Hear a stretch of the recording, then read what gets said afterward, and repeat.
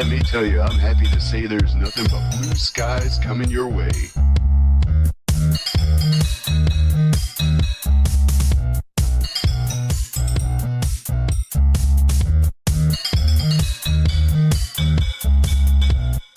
There's nothing but blue skies coming your way.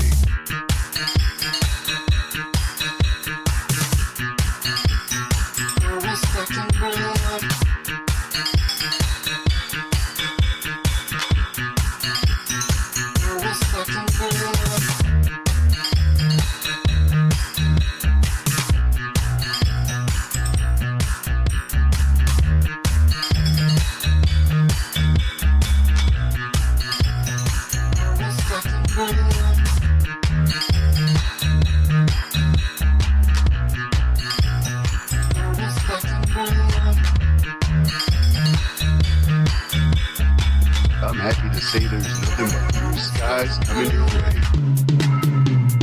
Blue skies coming your way.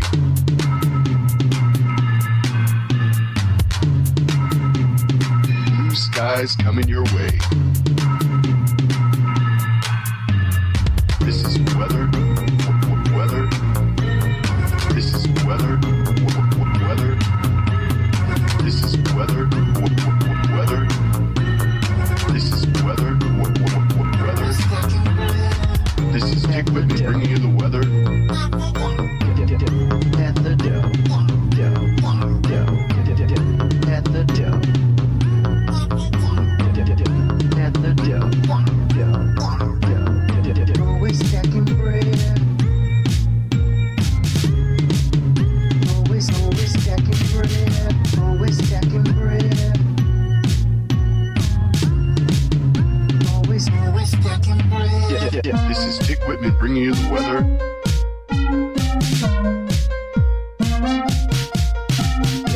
This is Dick Whitman bringing you the weather. And let me tell you, I'm happy to say there's nothing but blue skies coming your way.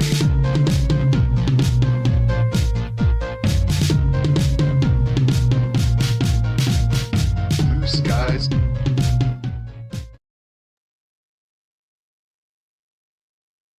Omari!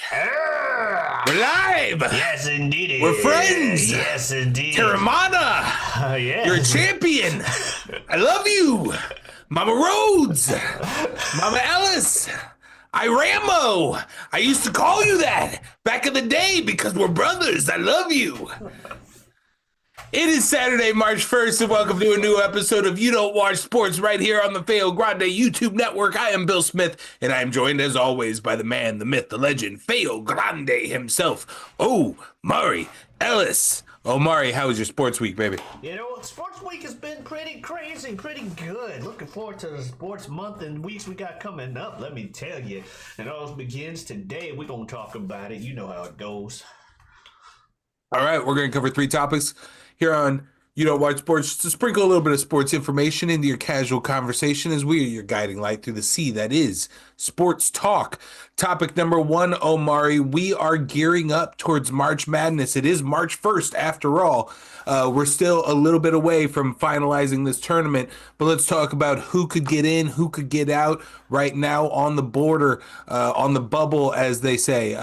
The top seeds already are expected in Auburn, Duke, Houston, Alabama. Those are kind of locked up. You got a ton of teams. They're going to be in the middle ground. They're already kind of confirmed for the tournament. Let's talk about who's on that bubble. A lot of people are saying first team out of the tournament is going to be Georgia. Maybe the last team in is going to be Texas. On the bubble right now, let's see. Last four in, Oklahoma, Indiana, Ohio State, and Texas. Our first four out, maybe Georgia, North Carolina, Boise State, Xavier. Do you notice anything disappointing from the list attached? Disappointing, not so much surprising, but then again, nope, never mind. They're still there. Let me shut my mouth. I misread.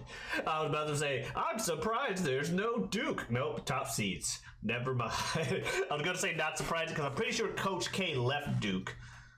a while ago. So I was like, okay, yeah, they're gone now. But no, they're still there. Do coaches matter? People wonder all the time. I think they do. I think that's why they're not winning this year. That said, I like seeing Texas here. I can't think of any surprises. I kind of wish, just because of, home state and all that, kind of wish Mizzou was a bit, on one of these, prediction teams to watch out for. I know they're a 5th seed in whatever at the moment. Things are subject to change. But still, I always want to see them higher, or at least in the talks of these people, like, Yeah, who to I watch mean, out for. it's tough based on program for Missouri to climb much higher than that as home state folks. But they are likely to be in the tournament, and that's, I mean, very likely, barring something. We're looking at these 8 teams on the teams that could still mix up this tournament and make it interesting a little bit. And again, Oklahoma, Indiana, Ohio State, and Texas, and then Georgia, North Carolina, Boise State, and Xavier. I've got a disappointing one in there. The not alma mater, I didn't graduate, but the college I went to, UCF's not on this list. Sad for me. Do you have a basketball program? They did, yeah. Jordan's Okay. son once played for them, as well as I'm pretty sure Taco Fall.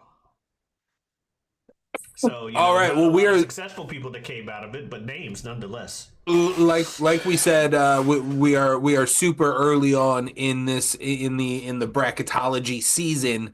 But Omari, if you wanted to, other than Missouri and being a hometown guy, is there a team you want to pick randomly to ride with through this month?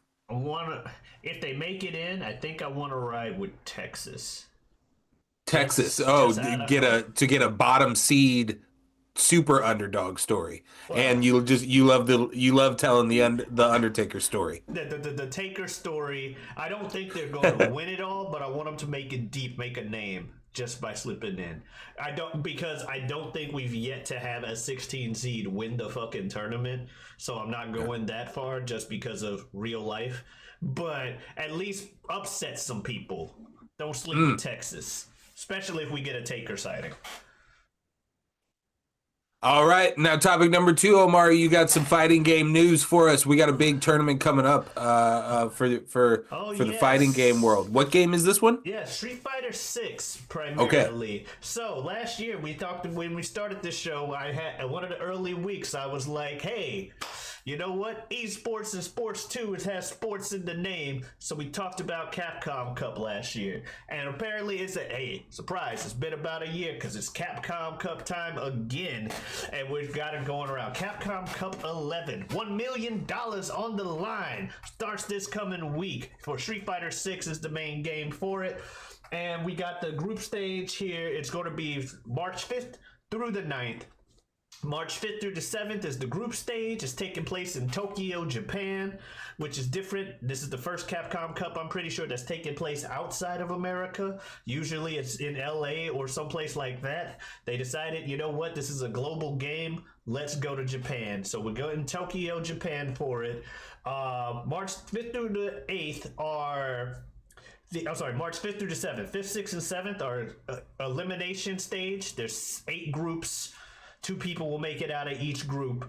March 8th, top 16 through the final. Once the people make it out of the group, some will be in losers, some will be in winners.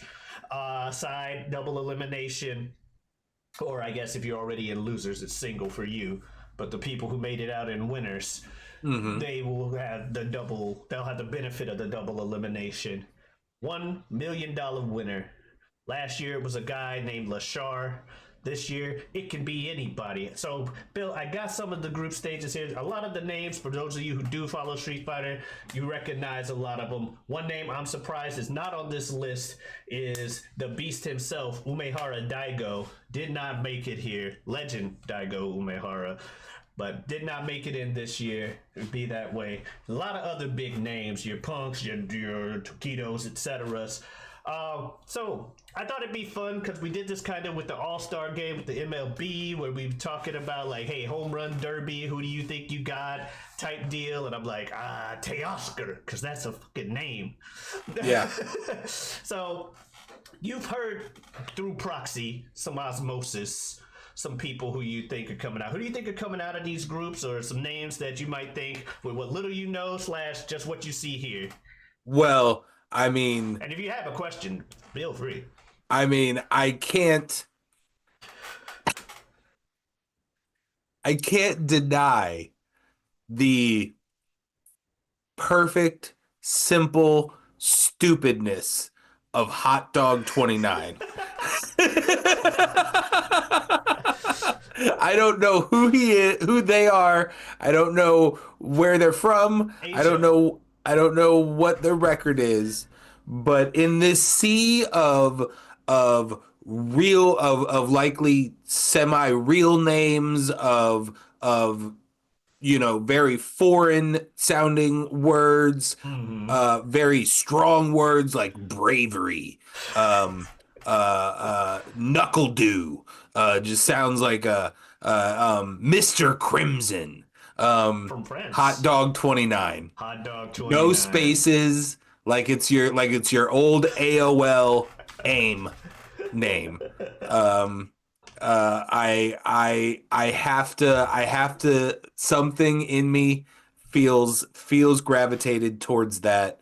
Other than that, as I was reading this list, I'm not gonna lie, Big Bird and Juicy Joe stood out to me. Okay, so Hot Dog 29, very strong Bison in Street Fighter V, still strong clearly in this game. So actually not a bad pick. He's in a dangerous pool for himself because he has the reigning Evo champion and currently on a tear as the best performing player for Street Fighter 6 at the moment, and that's FlyQuest Punk from USA. Right. If I were to go off of the limited knowledge I have from listening to you, I know that Punk is frequently successful, as well as sharing a similar interest to me in professional wrestling. Yeah. So that obviously it would be a gravitated toward pick. But going purely on names. Oh Yeah. No, that's fine. I'm just saying it's actually not that bad a pick. It's just he's in a tough pool. He's in a tough pool. Itabashi Zangief and Phenom, also big names throughout the years since Street Fighter 4 days. Meanwhile, other people to look at. I've always loved the name Salvatore as well. Yes. I don't know how good he is, but Big Bird, who you mentioned, got second place to Punk at that Evo. That Punk won. So another big name. Him and Angry Bird, who's in another pool. They're brothers. Angry Bird won Evo last year. So Big Bird, another person good to look out for. He's in a pool with another former Evo winner in Shan. And I'm sorry, my dumb ass said Lashard wasn't still around. He's in that pool. My bad. I thought I was told he took his $1 million and said, I'm done. I'm gonna just live my life now. Nah, he's here for the love of the game. Meanwhile, other names throughout this that you can look forward to, Tokido, legend up there with Daigo, one of the big five in Japan. Xiaohai, multi-time Evo champion for King of Fighters. He is pretty much the Daigo of King of Fighters. That's who Xiaohai is. Knuckle Do, former Capcom Cup champion, who you mentioned. I mentioned Angry Bird and other names like that. Idom won a Capcom Cup as well. And so lots of strong people here. Fudo, former Evo winner. A lot of former Evo winners, a lot of former Capcom Cup winners. This is stacked. I'd be remiss if I didn't mention last year's champion of, I think it was like Evo Japan or something like that, Mena RD. He's in the pool, and he recently just had a big motivation from Punk, talking about your man, telling the Dominican community, your man's is dead. I slayed him. Don't put his name in your mouth. Come in my stream and respect me. So Punk has put a big target on his back because he just beat Mena in a set and delivered a promo. Cut a promo, yeah. And cut a promo. So it's look, if I'm rooting for Punk just because he's been on a tear. I want, and USA, I'd be proud if Knuckle doing stuff, or even Noah the Prodigy, a man who got his name because he first showed up at Evo at age 8 and made it to top 32 in Marvel vs. Capcom 3 with his Hulk at 8 years old. That's why he's called the Prodigy. Now he's a grown-ass man. He decided to go full heel on the community while he's at it. He be cutting promos all the time. I see you out there, Noah. See who you've grown up to be, and you're still out here with the chance to win the million. He may upset some people. That said, that's Capcom Cup. Sunday the 9th is the Street Fighter League Championships, where it's the people from around the various Street Fighter leagues around the world. They had like a season where they had sponsored teams going against each other. Punk won the USA one, beating Mena RD's team in the finals, hence the promo. But that means we still got to go against Team Japan, other teams from around the world. Mm-hmm. It's going to be crazy. It's $1 million. You can find it. It's $1 million. Like I said, that's, you don't get, I know people are used to Fortnite and League of Legends that give out like 20-30 million every time somebody fucking wins. I get it. This is crazy for fighting games. I'm just being honest that $1 million is on the line. That's life-changing money for anybody. Yeah, taxes, but hey, I'll take $500,000. I'm sorry. I would gladly take $500,000. That said, that's Capcom Cup. Looking forward to it. You can watch it on Capcom Fighters stream, whether on Twitch or YouTube throughout the week. Check it out. Nice. All right, let's go into topic number 3, Omari. WWE's Elimination Chamber is happening tonight, and we need to break it down. We need to go through it. Let's just start from the top. I was drinking a Zoa energy as we were starting up and just felt inspired. It felt the mana. Coursing through my veins, Omari. The Rock is back in the WWE again because it's WrestleMania season, and he wants Cody Rhodes' soul. It's convoluted. It's rambling when he shows up on TV, but the gist of what he's selling is that we are creating a new corporate champion. Both The Miz and Punk and Michael Cole last night on SmackDown all laid it out much better than The Rock ever has, as they were communicating with Rhodes about what this means.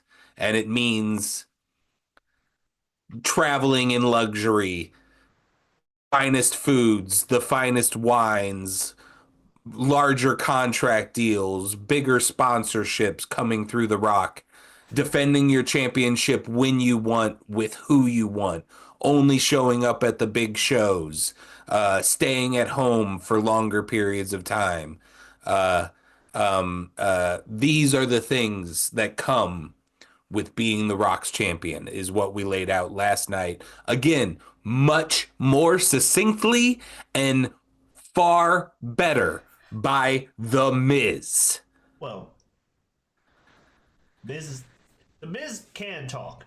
Miz is an MVP. Miz is an underrated MVP. All true wrestling fans know that. That said, it is funny that he's talking about being a corporate champ because I don't think he ever was. But I was going to say that at least as part of his gimmick, obviously he was a champion. He beat John Cena at WrestleMania, which involved The Rock. Thanks to The Rock. I mean, wasn't that literally him being a corporate champion? He wasn't, because John Cena wouldn't do it. That was like the corporates, Triple H came out and he Money in the Banked. Okay. He Money in the Bank. Both of Miz's titles came from Money in the Bank. Isn't the WrestleMania? Hold on. You there? Uh-oh. Technical difficulties. Stand by. Is it WrestleMania? Yeah, so while I talk about that, so that WrestleMania, it was John Cena versus The Miz. The Miz was being an asshole and stuff. He was being a heel, but he wasn't really Triple H's guy or nothing. No, Triple H wasn't that authoritative. I think Triple H was still wrestling at the time. But John Cena and The Rock, like that Valentine's Day, Rock came out and said that, "Hi, I'm Omari Ellis." That's not what The Rock said. But hey, everybody, how you doing? We're experiencing some technical difficulties at the moment.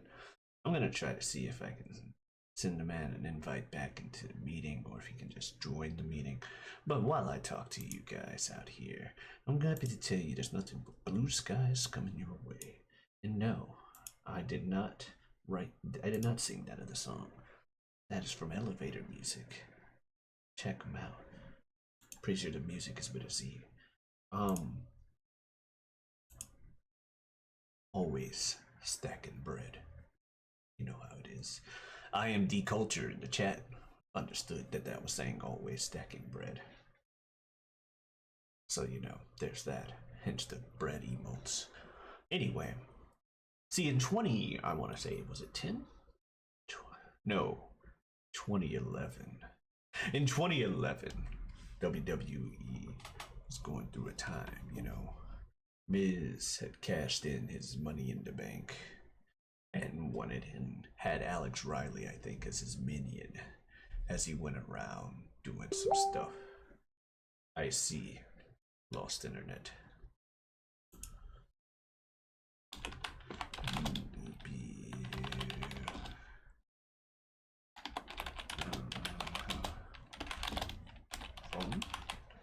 Okay, so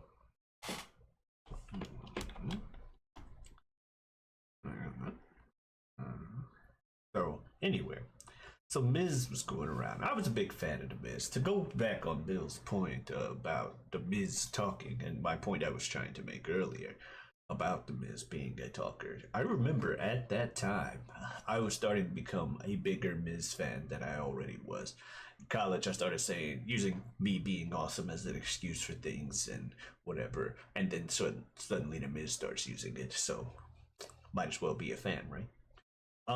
But I do remember seeing him like trying to cut promos and stuff and saying, "Hey, this guy's probably gonna go places and stuff because he can really fucking talk. He's really cutting promos and stuff." Oh, wait a moment. We may have an individual joining us. He is back. Look at that. We make it happen. Yes. Welcome back. If you can hear me. Welcome back, Bill. Everybody say hello. Yes. Always stacking bread. Now, we were back. So what I was trying to say, and I kind of was just talking about some of this stuff. He won the title via the Money in the Bank. And The Rock came back that Valentine's Day. And did his whole promo thing. I believe we watched it. I invited you over to watch, like, holy shit, Rock's back. And he was talking shit about Cena for like 3 months. But Cena eventually was fighting Miz for the title of Mania. And Rock was the host of Mania. And then Miz gets concussed and almost loses the match by ring out or some shit because he was concussed in the match. Rock comes out like, "No, this shit ain't happening. I'm rock bottom and John Cena because also fuck John Cena. I want to set up next year's Once in a Lifetime, which became Twice in a Lifetime." And then Miz just kind of crawls over and wins, and Rock's like, "Fuck you. I'm fine with Miz keeping the title." So it's like, while he may not have been a corporate champion, he was The Rock's choice to win the champion that night. So you do have a point there. And I was also going to say that I'm surprised Seth Rollins didn't give some advice on being a corporate champion because he was Triple H's guy. He was the face of the Authority when Triple H and Steph were doing their thing, and I'm pretty sure Triple H was still wrestling in 2011. They did reference that on Monday when Seth Mm-hmm. when Seth talked to Cody. Gotcha. But at the so Seth did, because I was gonna say he probably won't talk to Cody because he doesn't like Cody because of the Roman thing. And them Shield boys love keeping their continuity going with, oh no, I hate this motherfucker because he knows this other motherfucker. So, we got that going on. Bottom line is, it's weird what different angles do.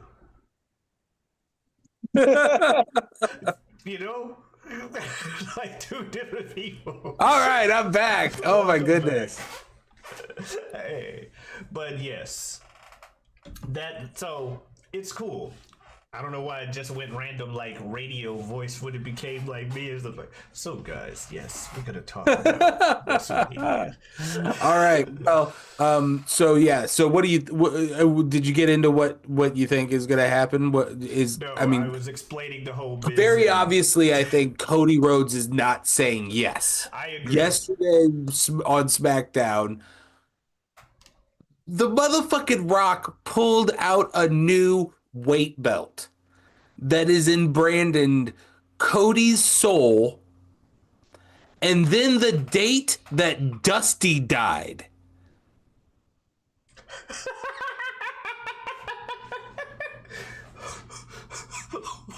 What?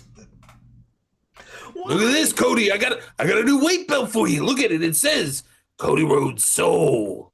And you know this date. You know this date. This date. It's the day your daddy died. What is he doing? Maybe it feeds into when he says no, maybe it feeds into the next thing we talk about, which is the men's elimination chamber. Yes.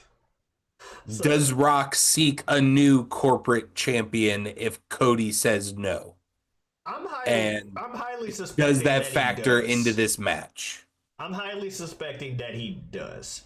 But who is the question? On Thursday morning, there was a report that claimed to give a declarative winner with humongous spoiler tags, a pretty reputable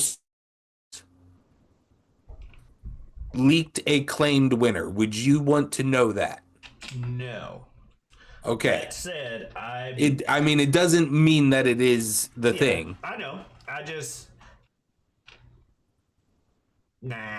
Because the few times that I've gone into these kind of pay-per-views with the knowledge of who everybody thinks is going to win or has been leaked the winning, it just makes me more mad when they actually do. Yeah. Yeah. So let's do process of elimination. Who is not winning the men's elimination chamber? Logan Paul. Scratch Logan Paul out of there. The next person who is not winning elimination chamber is Damian Priest. Yep. Okay. And like, if you didn't say it, I would. Damian Priest. Okay. Now we have left Seth Rollins, CM Punk, John Cena, Drew McIntyre. Seth Rollins is not winning this title. I think he is the next one that is not winning. You're correct. Long year of still no elimination chamber wins. But I don't. This is the one where he gets it. Well, especially with us looking at it through the lens of Rock's new guy. Rock is too related to Roman, and I just mentioned how Seth is very fuck a motherfucker named Roman Reigns. Right. So I don't think he wants anything to do with the bloodline, which also means. And as you somebody mentioned, else- we've already done that with Seth Rollins. Like, Yeah. we've been there. And somebody else who doesn't want anything to do with the bloodline, Drew McIntyre. So I don't think it's Drew. I love me some Drew. I don't think it's you. I think there's the only connection is the behind the scenes connection that you could thread of like The Rock was the one who did a big Instagram post to announce Drew McIntyre's contract extension and like delivered a big Scottish Claymore to him at like a fancy dinner, um, and then had had like a significant segment of time in his like 25-minute backstage promo video that he did at the Netflix premiere. Actually, you bring up good points. Back in October or some shit, Drew had that radio promo that people are like, is this real? Where he talked about going into business for himself and not giving a fuck what people think anymore. Going heel and he's been on a losing streak since he lost his title at Mania. He hasn't had a lot of good luck. So it may be a you can't beat him, join him type shit. Fuck it, I'll sell my soul if it means I get to keep the fucking title. Fuck this, everybody else is doing what they want anyway. That said, so I do see your angle. I agree with There that. is a little bit of Yeah. Oh, we're climbing the ladder. Yeah. That we're at no connection. We're at a little bit of connection. Now let's go to the two. Yeah, the two probables here. So John Cena retirement tour that he doesn't show up Yeah. to any cities for. Separate from all the Rock stuff entirely, just like big money match, Cody versus John Cena, like face of company versus face of company kind of match, icon versus icon. It's one of those matches, and then yeah, we also have the John Cena chasing the world record Chasing title. the world record title. He and Rock have put their differences aside on a public scale anyway. As far as things, it turns out once in a lifetime he was just talking mad extra shit to piss the Rock off just so he could sell more tickets, and then apologized and they hugged after it finally happened. I've seen the documentary. Yeah, it ended up being 2 1/3 in a lifetime anyway, so we know that they're cool with working with each other. Exactly. And John allowed himself to be bitch slapped last year at WrestleMania, just like an instant squash by Final Boss Rock. Yeah. So they're you'd think they're cool. Yeah, but I think it's finally time that we get an answer to what the two letters stand for. Company man Punk over here. Not Chick Magnet. Not Chip Magnet, not Chicago made, not. Yeah, I think Man Punk. that's the most interesting version of this is Who hates Dwayne. Everybody thinks yeah, Dwayne's coming lit- back to screw like, on his Mania match again. the one thing the Punk cannot do is go with the establishment. Like that is, and he's someone. If you wanted to turning CM Punk heel at this point is a hard job. Maybe not for some viewers of this show, but he can walk out and tell your baby face that they're a bitch and that he's gonna whip their ass and he'll get cheered for it. What you have to do is go against his fundamental character for us to hate him for that. Yeah. And Go yeah, against the character and lean into the backstage rumors, quote unquote. Oh yeah, Punk for those some viewers of the show that don't really like CM Punk, they're just saying it's real self. But you know what I mean. The rumors of what people say, the brawl out man who's all about him, type deal. If he's all about him, why not? Otherwise, Rock screws him over out of a WrestleMania title again. Or a WrestleMania main event again. That's what a lot of people are thinking. That's what the memes and stuff are saying. You swerve them. Surprise, motherfucker, we're working together now. What did you think of that? Maybe you can also help The Rock get back used to giving good promos. so you're gonna make the call for Punk. CM Punk. I'm going Punk. All right. John Cena's not showing up enough for me to believe that they're going to actually let him do anything in this retirement run. I am going to reserve my call Because of the rumor? because of the rumor. Fair. Um, uh, yeah, I feel like that's only appropriate. We got a legend tag match for Toronto hometown girl Trish Stratus, teaming with Tiffy Time to face Candice LeRae and Nia Jax. Weird that this is this feels like a SmackDown thing to me, but Yeah, I was surprised to uh, see her on the card. But yeah, I got Trish winning. yeah, this has got to be a Trish win. Like, there's no reason for her to be here. Otherwise, Yeah, and Candice LeRae is eating that pin. there's probably going to be a lot of sadness or upsetness in that crowd when we get our swerves of the various forms throughout the night. So we give them a win. hmm Um, this next one scares me, Omari, because on Monday night, Sami Zayn looked directly into the camera Uh-oh. and said that we are going to go farther than we've ever gone before. The man just got folded in the side of a ladder, and I thought he died. I mean, they have almost killed themselves so many different times Yeah. over the years in the fights that they've had. And I swear to you, he looked down the barrel of the camera and said, "This will be the worst one."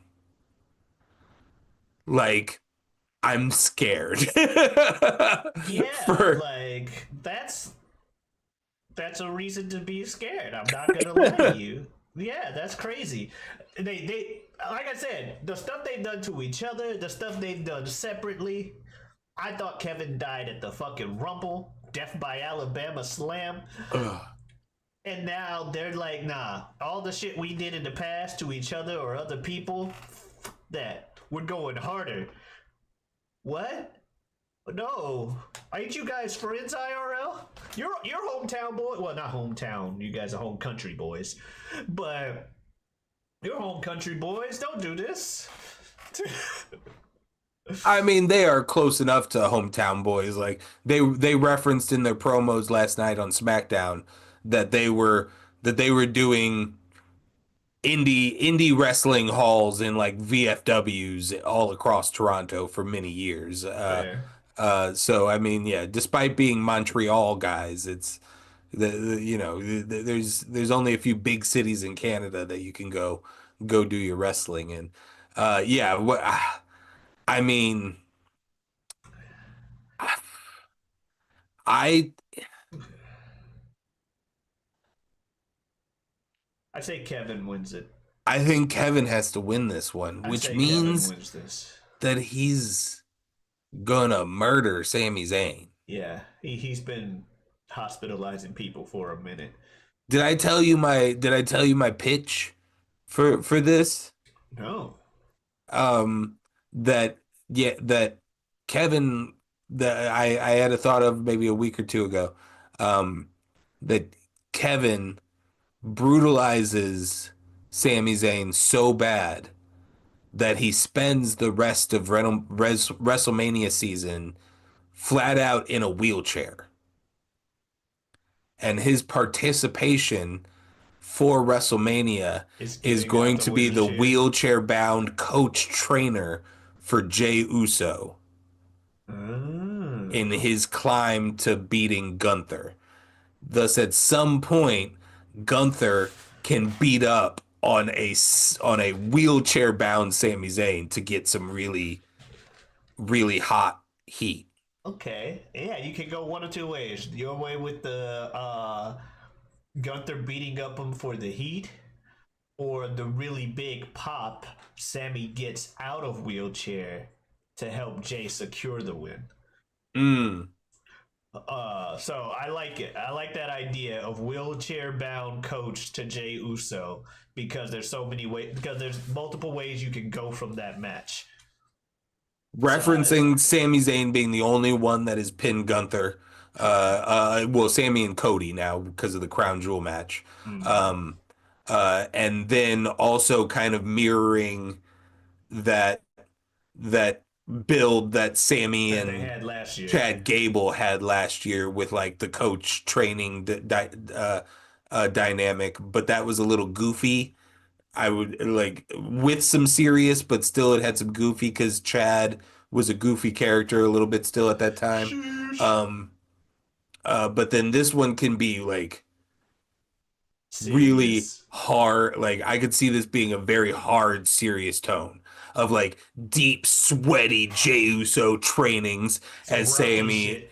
And yeah, as Sammy is just like explaining to him how much Gunther would beat him and not stop kind of promos. I feel like it's made for that. But it starts with unfortunately Kevin winning this match. I would agree. Yeah. All right, last one. Women's Elimination Chamber, Omari. This one I feel like is the most up in the air. Got mixed up even more on Monday night when Bianca and Naomi lost the women's tag team championships to Liv and Raquel. So you're going to have both Bianca and Naomi in this chamber with Liv Morgan at some point, and it'll be a 2-on-1 at the very least. You have a blood feud building in the Bayley and Roxanne Perez dynamic. Roxanne just cleaned, just pinned Bayley clean last night in a 6-man tag match.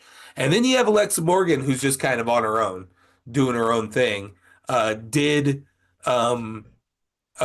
Sister Abigail DDT Roxanne Perez, which by the way looks nasty.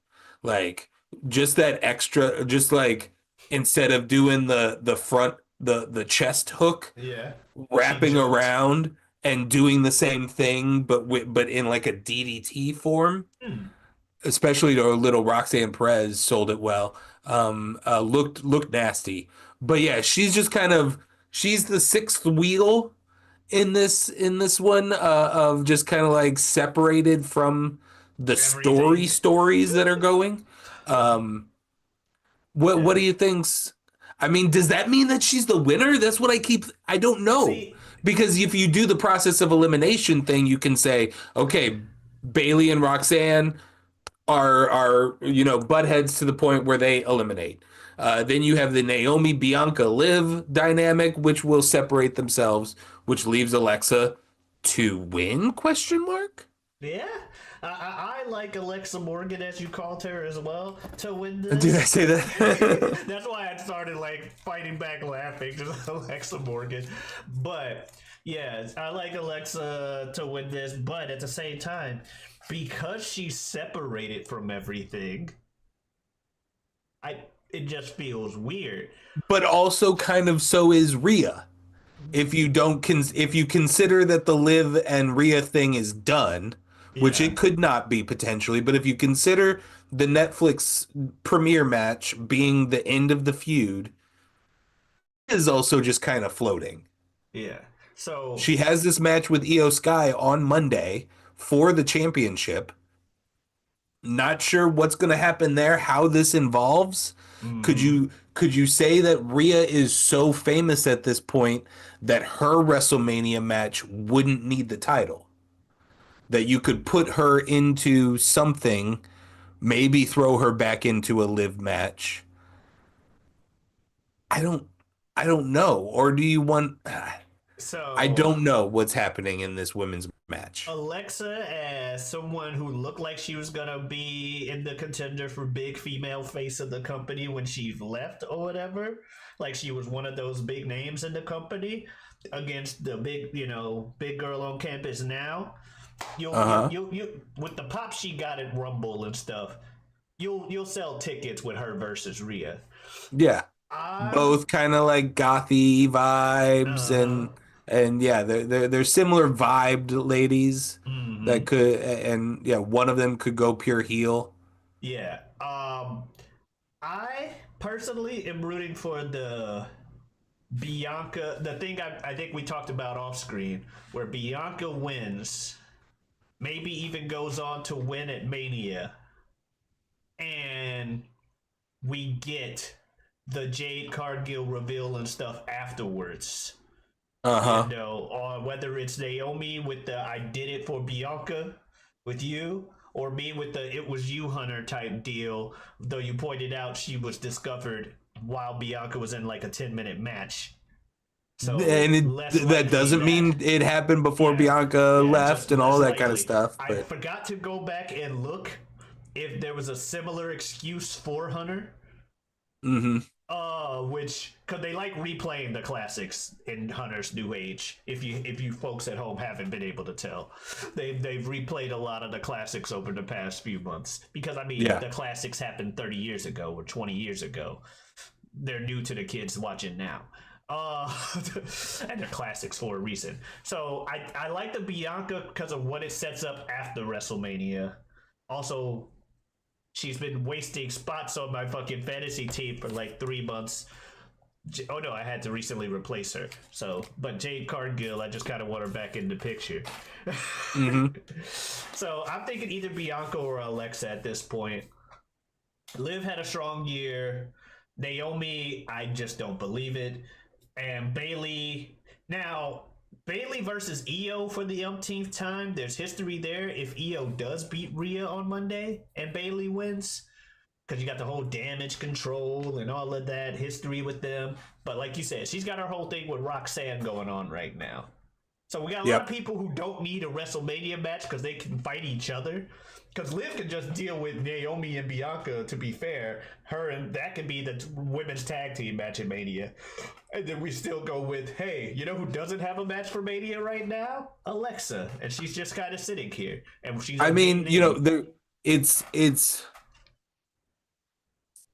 not crazy to see for somebody in a position of power to see the reaction that she garnered at the Royal Rumble, even cumulatively with all the other reactions, and she kind of got the biggest one of the night. John Cena, Roman Reigns, any of those. It was kind of Alexa was the most sustained. Yeah. And somebody could say, all right, we need to put her in something big. Yeah. Like, we don't know what the merch, like if her merch is rocketing, because we know that was a big part of her push in the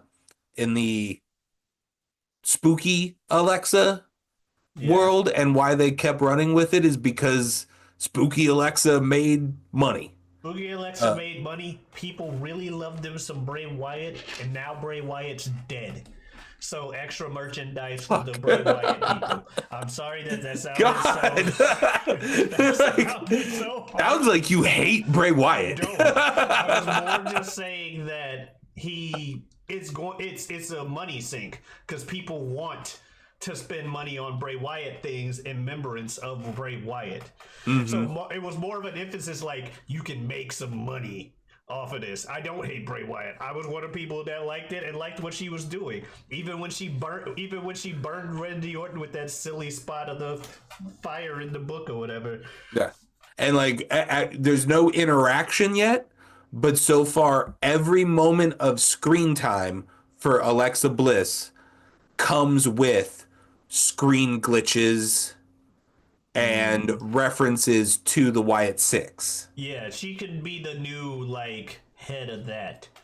Because Yeah, I can see she could win. She could win tonight, and then immediately show up on Raw, absolutely tormenting Rhea using the Six. Yeah. And she plays the villain role. And we're off and moving. I could absolutely see that happening. Like that. I honestly hadn't even thought about it. I like that. I like Io. I would like Io to win. But Rhea beats Io, attacked by the Six. Here's Alexa declaring that I'm coming for you, bitch. Like, I like it. All right. Before our conversation, I was with you on the Bianca thing. Yeah. I was convinced that Bianca was going to win this. I know the problem is, although the IWC is so vocal on not liking the Liv and Rhea thing anymore because it stretched too long in their opinions or anything like that, and I'm kind of in that same boat where I both like Liv and I both like Rhea, but I would love to see them interacting. Like, I've loved seeing Liv interacting with Bianca and Naomi the last month instead of Rhea. So I'm interested in that, but I also understand that it was, in the general sense, very popular over the summer. And in like, it's always like the biggest social media numbers. We've talked about this before. Liv being a heel that gets booze in the arenas, but then sells the t-shirts in the stands is a big deal, and it's a rarity, and the companies like that when that happens, and they usually want to support those people because it's the best of both worlds. So I can't be surprised if Liv Morgan ends up winning this. But if that's the case, then something is going to happen on Monday to make it a triple threat between Rhea, Io, and Liv Morgan for WrestleMania, because that's how you make that story fresh for Mania, and you're not just rerunning the same match that we had at the Netflix premiere. Yeah, we haven't been mentioning triple threat options for Mania, but yeah, that I can see if Rhea and Liv is continuing it being a triple threat. If Liv and Raquel show up on Monday and fuck with the Io and Rhea match just for the sake of hurting Rhea, I could absolutely see the powers that be declaring a triple threat because Io got screwed out of her title shot. Yeah. And this would be a train of Io being screwed. Pardon my word choices. Those are the three topics here on You Don't Watch Sports. Are you still here? Probably not. If you like watching us talk about other things, we do it on Mondays for wrestling. We do it on Tuesdays for movies and TV shows. They do it on Wednesdays for whatever they want. And then we got our Saturday sports show. Omari, where else can they find you on the internet? Well, you can also find me on Twitter and Twitch at Giotavi. That's Giotabi. Come on in, stop on by. You know how it is. We're streaming Earth Day 240. You know what that means. That includes today. So we'll see you around. Thank you guys so much for watching. Bill, you got one more thing to say before we wrap it up?